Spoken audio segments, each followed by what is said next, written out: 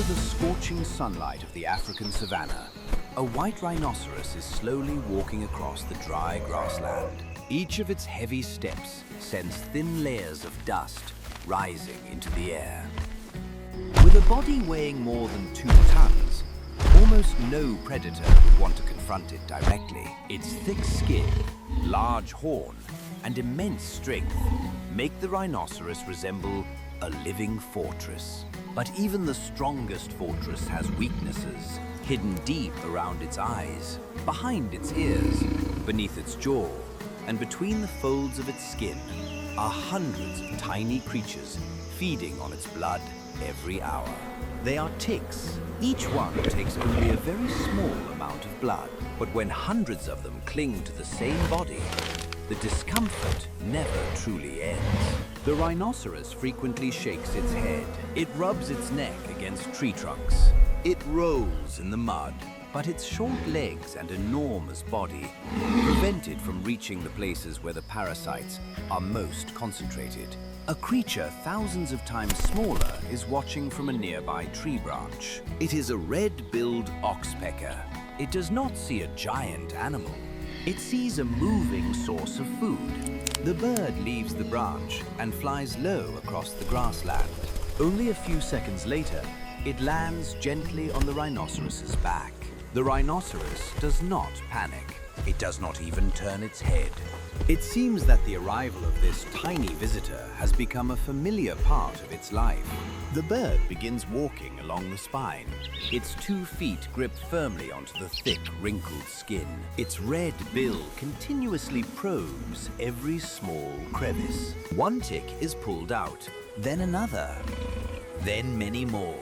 For the oxpecker, this is a nutritious meal. For the rhinoceros, every tick that disappears removes part of the irritation. For many years, people believed this was one of the most perfect relationships on the savannah. One side provides food, the other is cleaned of parasites. Both benefit. But in nature, relationships that appear simple often hide far more complexity. The morning gradually becomes busier. A herd of zebras approaches the shallow water. Wildebeest continue moving across the grassland. White egrets walk closely behind large animals to catch insects disturbed from the ground. Above the small pools, dragonflies continuously skim across the water's surface. Everywhere, creatures are searching for food. No action is truly meaningless. No opportunity is ignored. The oxpecker continues searching around the rhinoceros's shoulders. It eats large ticks swollen with blood. It catches flies resting around the eyes. It pulls larvae from the damp folds of skin. But then it stops in front of a small wound. The wound may have been caused when the rhinoceros rubbed against a rock or collided with a thorny bush. A thin layer of skin is gradually forming over it. The bird tilts its head and observes. There are still ticks nearby, but it does not choose them. The red bill gently touches the new skin. Once, then once again. The thin scab begins to peel away. A small drop of blood appears. The bird immediately lowers its head. This time, it is not eating parasites. It is drinking directly from the rhinoceros's blood. The rhinoceros gives a slight twitch beneath the skin of its back, but it does not chase the bird away. The peck may cause discomfort, but ticks are still clinging around its ears, neck, and eyes. The rhinoceros must accept a small cost in exchange for a greater benefit. This is exactly what makes this relationship so difficult to explain. Oxpeckers truly do remove parasites, but sometimes they also keep wounds from healing so they can continue feeding on blood. It is both a cleaner and an opportunist. However, food is not the only thing the bird can provide. White rhinoceroses have highly developed senses of smell and hearing, but their eyesight is relatively poor. A distant object may appear only as a blurred shape. Meanwhile, the small bird standing on its back can observe every movement around them. From its elevated position on the rhinoceros's head, it can see far across the grassland. A moving branch, a dark shape passing by. an unusual sound in the wind. Any of these can make the bird alert. Suddenly, it stops feeding. Its small body stands upright. Its eyes turn toward the bushes ahead. A warning call rings out.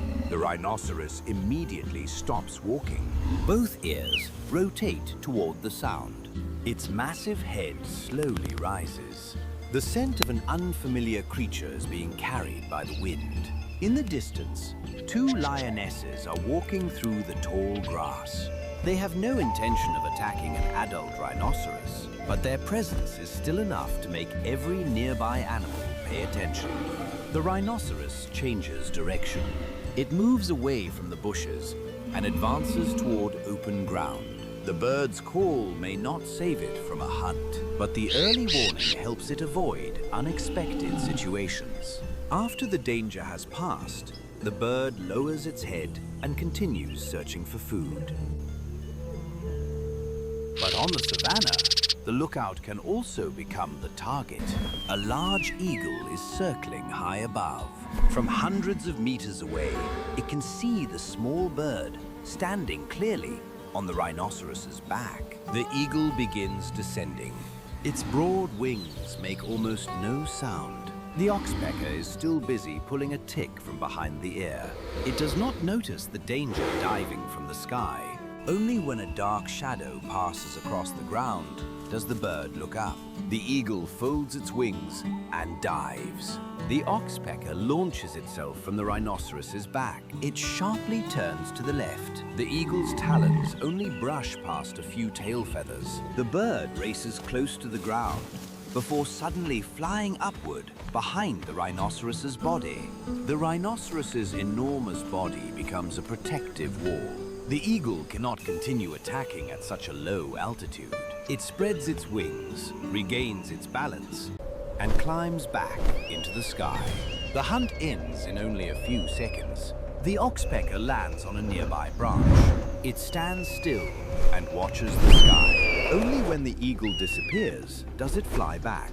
This time, the bird lands directly on the large horn. From here, it can rest while also watching everything around it. In the afternoon, dark clouds begin gathering. The wind becomes stronger. The dry grass bends in long waves. The smell of damp earth appears in the air. Then the first raindrops begin to fall. The rhinoceros continues walking toward a low-lying area. The rain quickly becomes heavier. Water runs across its wrinkled skin. The mud softens beneath its enormous feet. The oxpecker presses its body closely against the rhinoceros's back. Its feathers become completely soaked. But it does not leave. Within the folds of skin softened by the rain, parasites become easier to detect. Even in the middle of the storm, feeding opportunities remain. When the storm passes, the final sunlight of the day reappears.